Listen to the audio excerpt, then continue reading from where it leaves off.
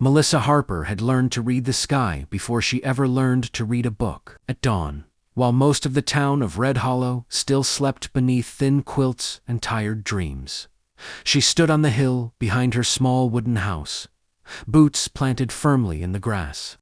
The prairie stretched endlessly before her, golden and quiet, broken only by the lowing of cattle in the distance. But Melissa wasn't looking at the land. She was looking up. High above, thin streaks of cirrus clouds brushed across the pale blue morning. To most folks, they were nothing but decoration.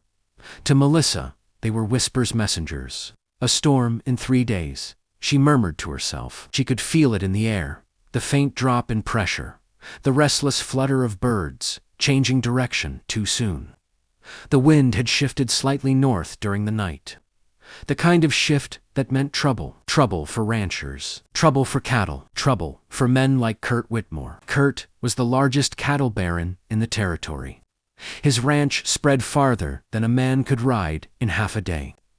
Hundreds of heads of cattle grazed under his brand, and every one of them meant profit or loss. Melissa tightened her shawl and made her decision. By mid-morning, she was riding her chestnut mare toward the Whitmore ranch.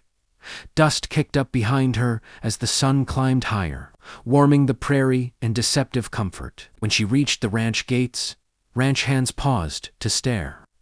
They were used to her visits by now, the Sky Girl.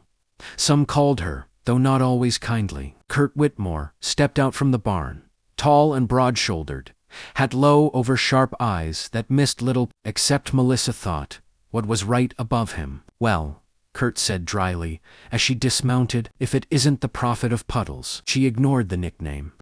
"You need to move your southern herd." A few ranch hands chuckled. Kurt folded his arms. "And why's that?" "Storms coming hard and fast. 3 days at most.